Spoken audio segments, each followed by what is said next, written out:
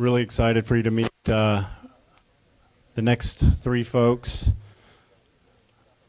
Nevin, one of the founders of Reserve Protocol, and Gabo, who has this incredible story. I'll save that for the panel, but this one's going to be moderated by Kelly Weaver.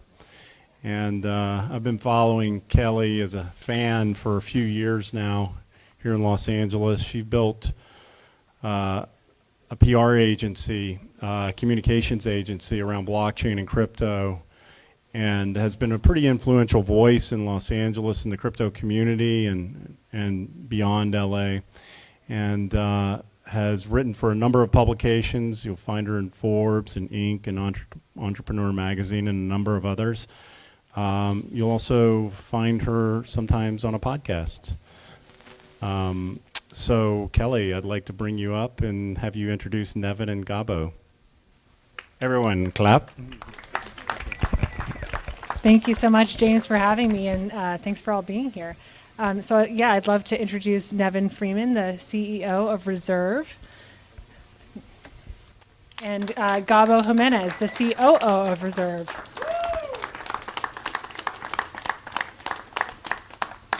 And Nevin, tell us a little bit about your background and what led you to co-found Reserve.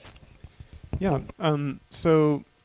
I originally thought about cryptocurrency, thinking about it on like a much, much longer time scale than anything that Reserve is focused on today. So like if you look at the history of currency, there was a while where the Dutch guilder was like the currency of the world. And then that fell and it became the British pound.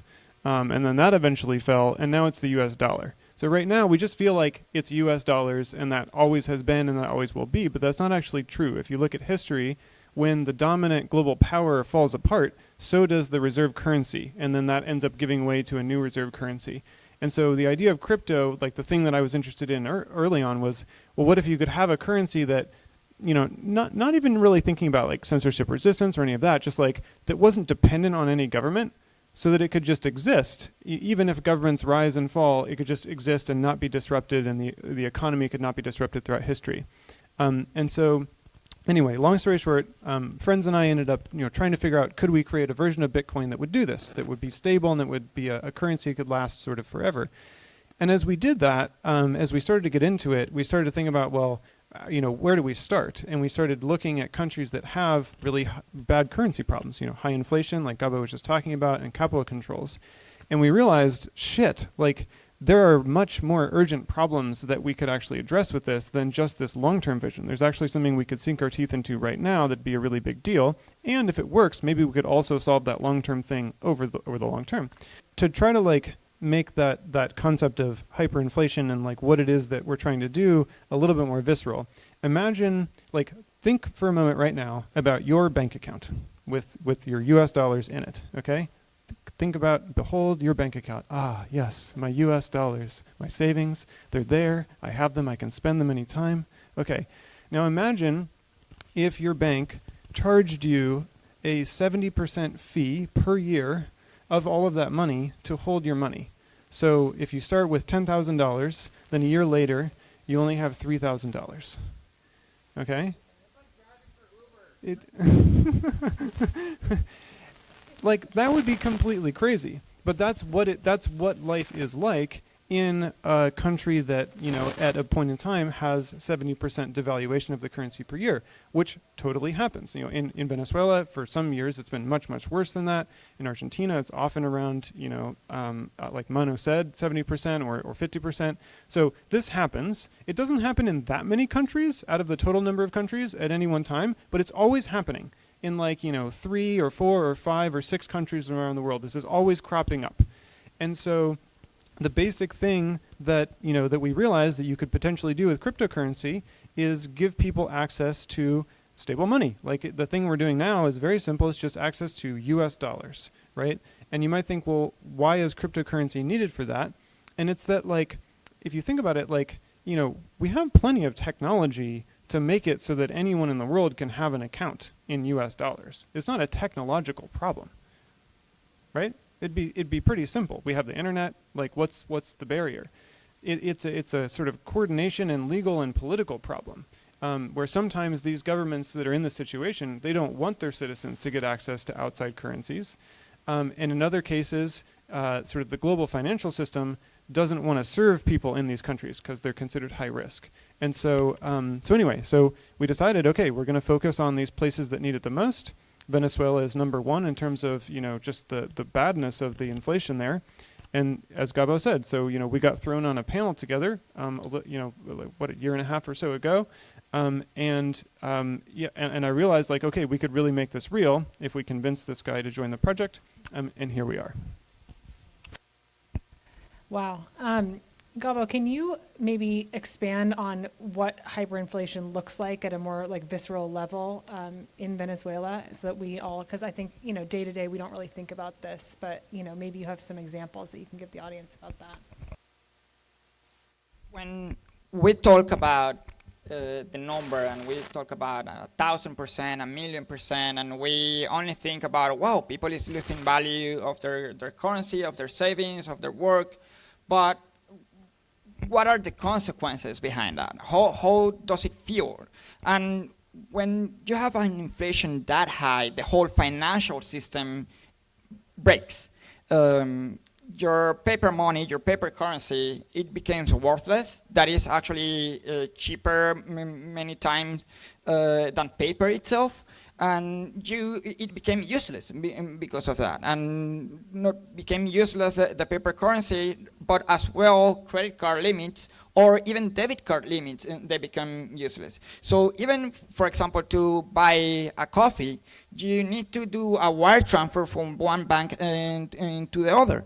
And when there are no options, people even start doing trades. And people go and buy toilet paper because they're making a line, whatever, waiting for whatever they may get, and they will get that item to trade it for something else. So those are like the most obscure elements that happen, and things like that start to happen, but also for an emotional level and a stress level for the whole society. Everybody is like the common topic of every conversation of every Venezuelan, to talk how much the dollar increased from one day to the other, because sometimes might be 20% or 30%, but you may think, all right, people talk about the economy here in the States too. Yes, people talk about the economy, but what happened in Venezuela is that if you don't change your bolivar from one day to the other, you may lose 20% of the value of what you hard work for. And therefore, like, the whole economy start collapsing, and salaries start collapsing. And for example, I graduated from law school over there in Venezuela. And when I went back at the end of 2015, I had colleagues that graduated in law school with me, and they were earning about $100 per month. It was their whole salary of how much they were earning. So people became desperate in these circumstances, and people they don't find solutions for what they are dealing there. They cannot easily trade, because you can say, well, you can go. What happens if you go to the bank or you go to the street and change your currency easily? And yes, there may be a few people, and there is a percentage of people that have access, to international bank accounts because they have connections, or they travel, or they have visas to come here and open a bank account. But the big majority of the population doesn't have that privilege. It is, and we forget many times, particularly when we don't think about, the importance on a stable currency in a country like this, but we forget that is a privilege that in many places of the world doesn't exist. It is limited, and when that access is limited, your capacity to develop as a human being is limited as well, and that is literally not fair, and especially not fair because there are the tools, there are the technology to actually guarantee this and to make it accessible to every human being. So those elements create that level of desperation that people decide to leave even walk in the country and walk thousands of miles to look for a better future, because they even take the decision to leave even their homes alone because they're desperate. And that is in the circumstances that we are living over there, for example, in Venezuela. But that hasn't only happened in Venezuela so far. Like in Latin America, hyperinflation has been almost like the hot potato. So Peru has had a hyperinflation, Bolivia, Chile, Brazil, Mexico, Argentina. So it has been a common topic, and kind of like that element that we are always concerned across the region, and that has limited the whole development of the region. And it's what I'm here for is to change that reality, and what I've been trying to do is to change that reality.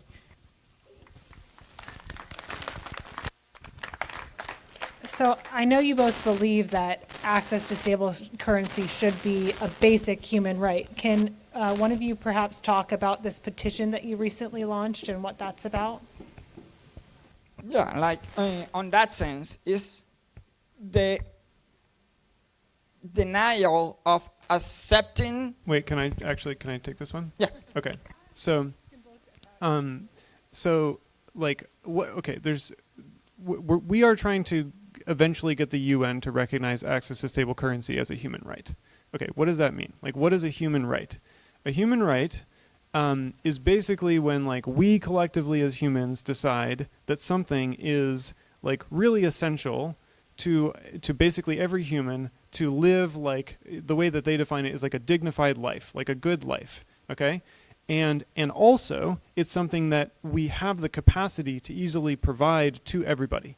So it's like, it's essential, and it's not that hard to provide to everybody, so we should just decide collectively that we're going to provide it to everybody, because then all of our lives will be better. So a recent thing that was added like a decade ago to the list of human rights by the UN is access to clean water. It's like, we all need it, we've got enough resources and technology to provide it to everyone, so we're deciding this is something that we collectively want to provide to everyone. And then, like, more recently, there's a debate about should access to the internet be considered a human right. So that's like where we are as a society in terms of what we're thinking about, like, well, maybe this should also be added to the list. And when we were thinking about, so that's like a little bit of background. Now you should go ahead and take it.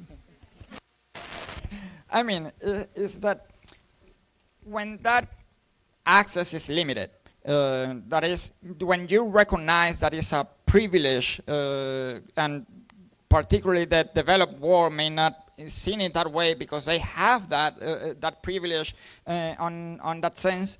And when you realize that the development of the people of your society, of your family, of your friends is basically limited to the lack of access of unstable currency, you say this is not fair. It is not fair, and it's unjust. Why somebody that studied, 5, 8, 10 years as for their development careers and so on, they cannot have access to have the control of their own financial destiny because their currency is just losing value. It is not fair, and that unfairness is what we say it cannot be. It has to be inherent to a human being to have that access, and it should be because there is the technology to make it happen and to guarantee it. So what we were trying to do on that sense, that is our belief that it should be. That is the reason that we are going, to the places of the world where this access is more limited. What we are doing is starting that debate. Because we don't think about it here. Like when we go and pay with Apple Pay or Android Pay or credit card or gift card of miles, we're not thinking about like what I'm going to do tomorrow to change my currency. Who do I need to contact over WhatsApp, or my friend of a friend may change my currency? You're not thinking about it. You're not thinking about it that even if you graduate as a lawyer, like we're compliance officer here, like Matt, like he graduated as a lawyer. Can you imagine actually earning $100 a month? because your currency just lost all the value, and there is no possibility to change. And when you are motivated by that, and when you see your friends, your family, your country suffering, you say we need to change this, and we need to build under that change. And it's particularly on the social issue of the human right, we need to start talking about it. We need to start recognizing it, that that reality can change. That new paradigm can actually be achieved, and build a better world in that sense. What traction have you seen thus far with the petition, and how can the audience participate in that and help spread the word? Well, so far, 13,000 people have signed the petition. The petition itself is to request to the UN to be recognized as a human right, but most importantly, I feel that is the people that have signed it is people saying, I care. Is people saying this is important? Yes, this is a human right. And just for example, out of the 13,000 people that have signed it, more than 9,000 of those signatures are Venezuelans. And that is the debate that it needs to start to happen, and that we are promoting, and it's part of our belief of why we do what we do. And if you want to sign it, you can go to stablecurrency.org. Nevin, I recently listened to you on a podcast, and you outlined some of the growth that Reserve has seen over the past year. Can you share some of that with the audience, and maybe some of those statistics that paint a better picture of what is actually happening here with the user behavior? Yeah. So let me talk about what it is that what it is that we offer, and how it actually changes the game a bit for people in the circumstance we've been talking about. So we have an app. It's an Android app only right now, and basically all it is if you use Venmo or Cash App, it's just like that. It's just a simple, very limited, sort of micro bank account app. And the difference is that you can easily get your money in or out from Venezuelan bolivars or Argentine pesos or Colombian pesos and a few other different methods, some cryptocurrencies, etc. So that basic financial service of something that's just like Cash App, it doesn't readily exist under conditions that we've been talking about, like in Venezuela. And so what this does is it makes it so that when you get paid in Venezuelan bolivars, instead of having to as Gabo alluded to, go message a bunch of people on WhatsApp and try to find someone who you can buy dollars from, either physical cash US dollars, or you make a bank transfer and they make a bank transfer to your cousin's bank account or something, which is that's the common practice. So normally it's when your payday happens, you try to buy dollars somehow. In this case now, you can receive Venezuelan bolivars to your bank account, and then you can just convert them to US dollars in usually under a minute, from your couch, in the privacy of your own home. And so that's kind of a game changer. It means that it's really easy. You're no longer exposed to that volatility. You get paid, and then boom, your money is in a stable form no matter what you got it in, and you can hold it there for as long as you want, and then you can take it out a little bit at a time. So we see this behavior frequently where people get paid, they move their money into dollars, and then they move it back out into bolivars or pesos, whatever it may be, right before they're going to go make a transaction. And so that means you just no longer have to stress over the possibility of your money losing value, because you only move into that volatile currency to go make a transaction. So that's what our app does. And not surprisingly, given the context we've just shared, people it's started to gain in popularity. It's still early on, but I guess to summarize here, so it's been out for about a year, and in that year, people have done about 1.8 million transactions in the app, moving about $235 million worth of value, and so what's so cool about this is that it's the most exciting thing that I've seen in terms of people using cryptocurrency as actual money, and really being able to solve a really significant direct real world problem just in terms of basic money. So at this point, it's there's about 100,000 people who open up the Reserve app each week in order to do these currency exchanges, or to actually just spend directly in cryptocurrency, and that's something that we're starting to see now. So at the beginning, people would use it, mainly just for savings. They would move their money in and then convert it back out to spend. We're starting to see this actually be integrated more into the economy. So at this point, there's about 5,000 merchants that are just directly accepting payment and reserve, and then people are starting to use it for payroll. So there's, like all the different functions of the economy are starting to be integrated in a very hacky way, because it's just this simple app. Like we don't even have like a payroll interface. You can't even access it like on your computer, and it's been really interesting to see, like businesses in Venezuela use it to move like millions of dollars back and forth in and out of their American bank accounts, even though it's this sort of chintzy little app, just because it's a channel that's open to them. Like you actually can do those kinds of transactions. So we're seeing that like by putting that openness out there and allowing people to freely move their money back and forth, people are doing that. So that's kind of some of the traction we've been seeing. It's pretty remarkable, honestly. And have you seen any traction? I know you've had a lot of traction in Venezuela in particular, but in other markets as well? Yeah, we've seen it start to pick up in Colombia and Argentina. Not quite as much. And there's like sort of complicated reasons why. And, like with this project, it took us quite a long time to figure out all the logistical details to make that work. And we focused on Venezuela first. So it's like, well, how do you actually get your money in? It's like, well, you have to like make a bank transfer to some liquidity provider in our network. So we have, dozens of different people and businesses who are willing to accept those transfers and basically sell you this dollar cryptocurrency. But like all of the technical and like legal logistics for making that happen took a long time to get together. And so we're kind of earlier on in that process in Argentina and Colombia. But we've started to see some uptake basically for the same reasons. And then like in Colombia, right now there aren't major currency issues. So it's mostly people moving money in and out of Venezuela because there's like millions of Venezuelans who fled to Colombia because of the crisis that Gabo mentioned. Yeah. And also some businesses, like I know you have a grassroots effort on the ground that are actually accepting Reserve as payment rails, right? And you're exponentially increasing that functionality? And something that's really cool is other apps have started to integrate it as a form of payment. So like you can like call a rideshare or call like a food delivery in Caracas, Venezuela, and pay with Reserve with cryptocurrency. And then one of those companies, like I said, is now paying their employees with it. So we're starting to see sort of it show up in like different parts of the economy. I think that it is important also to portray the reaction of the people, because this is a game changer for many Venezuelans out there in the country. Like people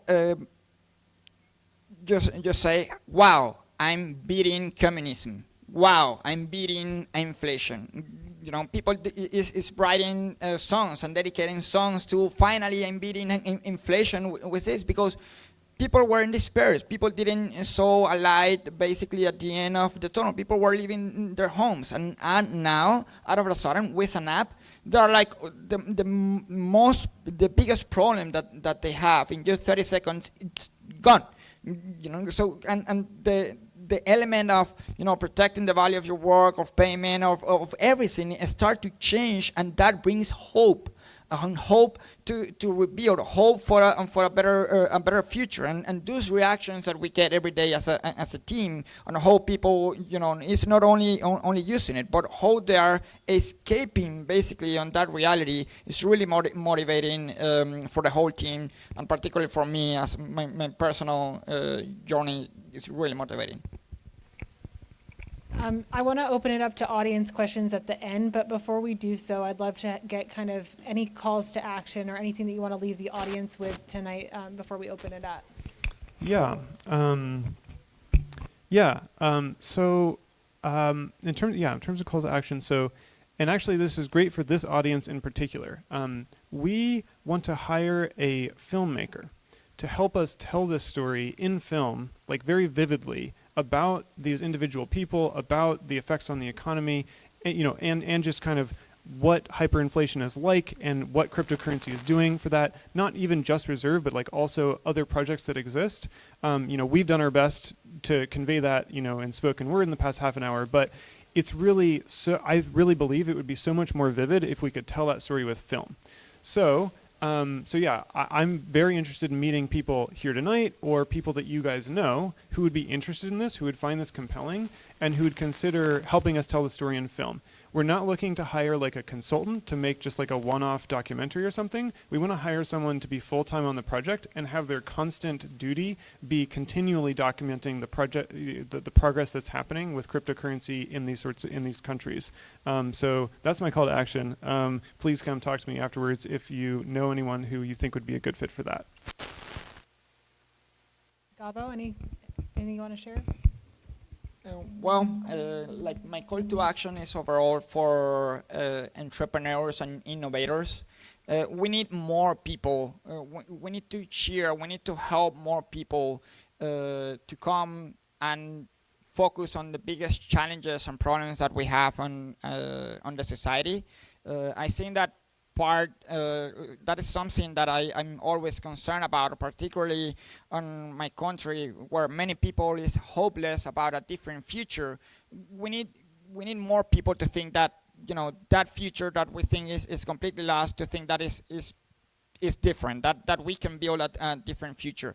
This technology, the black canvas of what we have nowadays in crypto is open for imagination, is open to challenge the status quo of what is actually happening nowadays. And there may be, you know, problems that or society is having, but there may be elements that can change that whole industry and can create new sources of income for millions of people, very much like the work that Ayman is doing. And I want also always to cheer more innovators and cheer more people to try it and build it. And overall on this audience, and in this audience that can share other people, can create content to motivate other people to try it, because there is something also very costly about being an innovator. That is failure. I failed, and that is a weight that I carried on my shoulders. Everybody, everywhere that I go, people ask me about the Petro. The Petro is a scam, and the people always ask me and point at me about that failure, and that is something that I carry, and that is very challenging to carry on. But we need to cheer more people and bring more people into the space and to innovate and create a new and better world. Let's give a hand for these two and all the work that they're doing. Does anyone from the audience have any questions?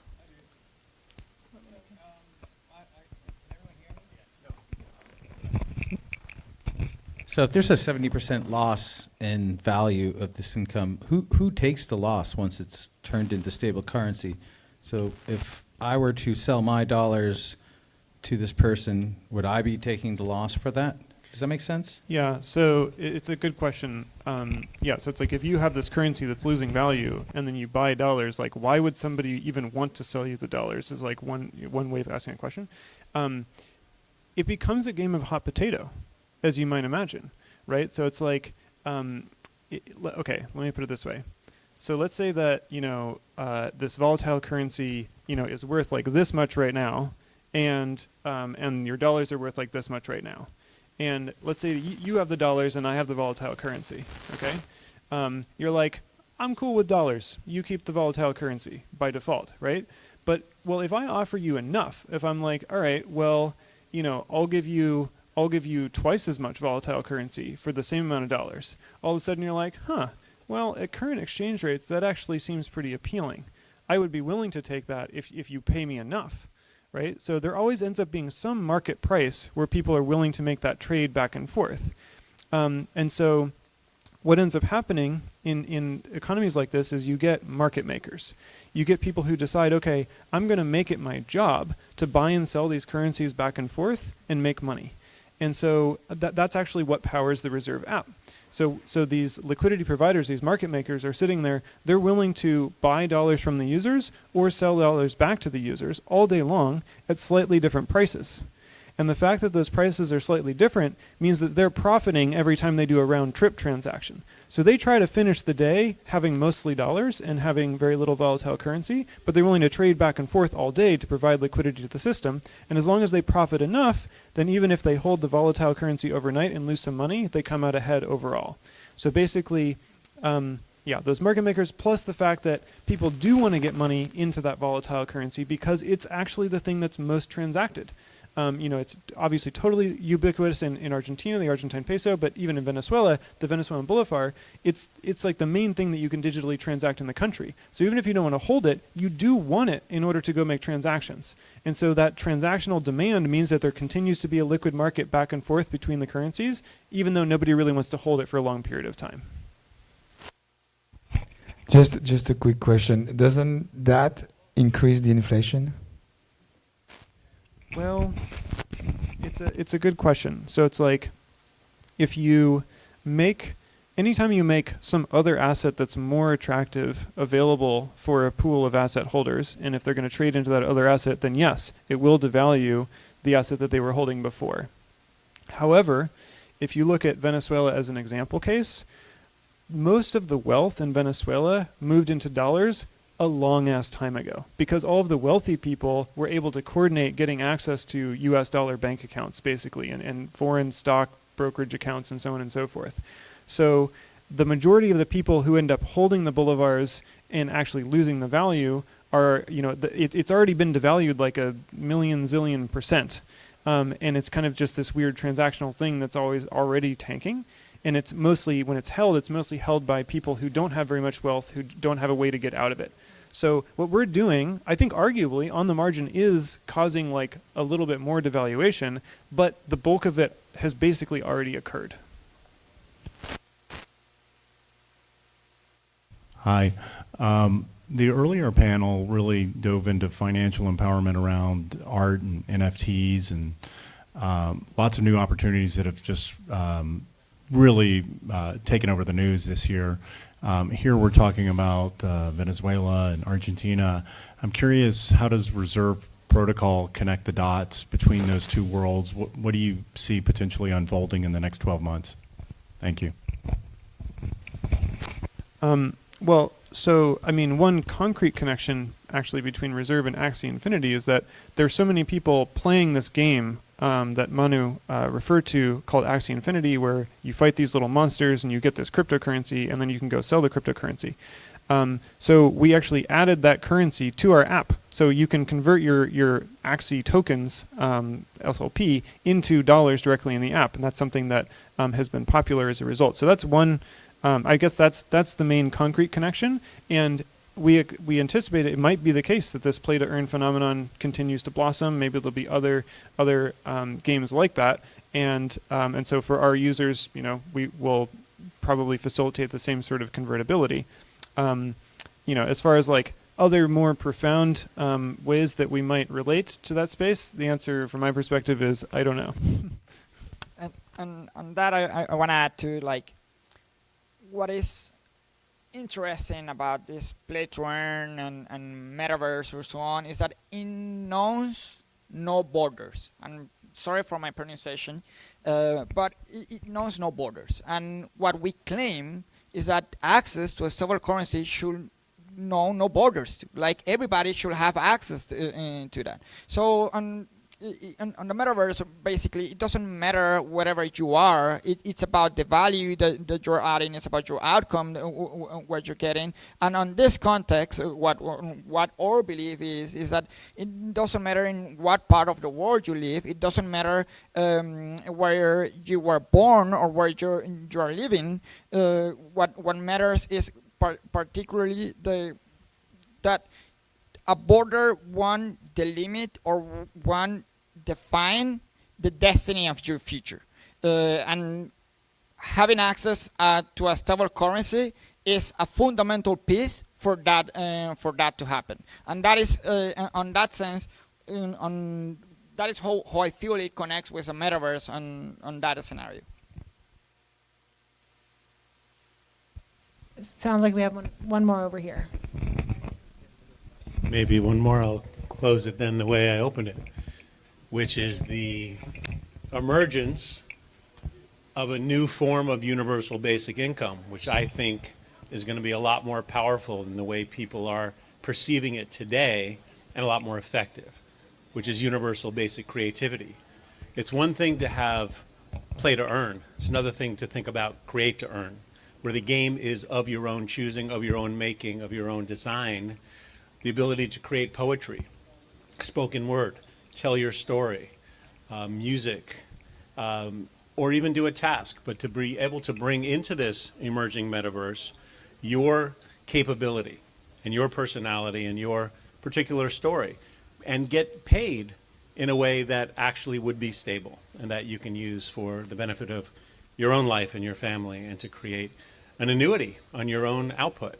And I think that what you're doing, coupled with what the economy is bringing from the previous panel, the NFT economy, and the ability to have every man, woman, and child on the planet to have a repository for earnings and an ability to bring their story to life is profound and will change everything. So I just want to thank you for bringing this to the world. I think what you're doing is monumentally important, and I'm proud to know you and proud to have you here. Thanks for having us.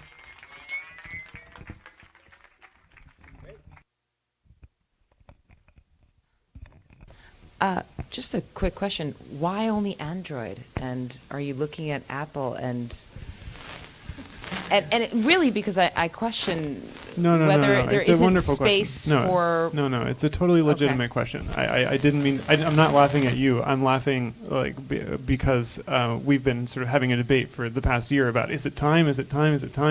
The reason is very practical. It's just that when you deploy on two platforms, your programmers have to spend time maintaining and updating the app on both platforms. And we've been so obsessed and busy figuring out all the little details of just making the model work that we've been putting it off. But we're pretty close. It's actually the thing that our programmers are working on now to start supporting both platforms. And that'll really help, because there's a bunch of people who've just not been able to access, and that's not cool. Is Reserve something that would benefit from people who aren't in environments? And by the way, Venezuelan woman here, I remember Venezuela before all of this. It's heartbreaking to hear this story. My heart hurts. It's really important to stress what an incredible place, what an incredible country it was before this happened. It's really important to stress this. Sorry. Sorry. My point is it something that outside of South America that can your platform benefit from us being a part of the platform, is my question. Yeah, that's a good question. So there's a short-term answer and a long-term answer. In the short term, we do see transactions because of the fact that people in the countries we serve, they do a lot of business with people in other places, like the U.S. So actually, we do see a lot of volume going in and out of U.S. businesses because of those dealings, and I think that's going to be the initial beachhead. But I guess there's a midterm answer, which is that cryptocurrency and DeFi have popped out this weird thing, which is you can lend your US dollars and get a higher yield than you normally get in the traditional banking system, and that's basically because crypto speculators want to borrow your money to go use it to speculate, and they're willing to pay you a lot to do that. The next version of the Reserve stablecoin will incorporate that yield. So it will basically have a version of that's like Cash App, like I said, but you'll be able to have a balance, and you'll get a lot more yield on that balance than you would ordinarily in a normal American bank account or in Cash App. So that could be a popular product even here in the US. And then the even longer term answer goes back to kind of how I opened, thinking about, well, is the US dollar going to last forever or not? And the way that our underlying technology that we haven't talked about tonight, nor should we, the way the underlying technology works, it's planning ahead for that. It's planning ahead for a scenario where we can actually birth a currency that is totally distinct from the US dollar, that's backed by basically a diverse basket of assets, so that in the world where the US dollar starts to fall apart, which, who knows when that will happen. I don't think it's an if, but I think it's a when, but who knows when. In that world, maybe we could transition to a crypto reserve currency that, like that original idea, would make it so that, we're not dependent on government monetary policy to sort of keep the game going from empire to empire. So in that world, then yes, it could become really relevant, but that's quite far away. Well, thanks, everyone. Thank you both so much. Thank you for having us. Thank you. Thank you. Thank you, Nevin. Thank you, Gabo. Thank you, Kelly, for this. We really appreciate it.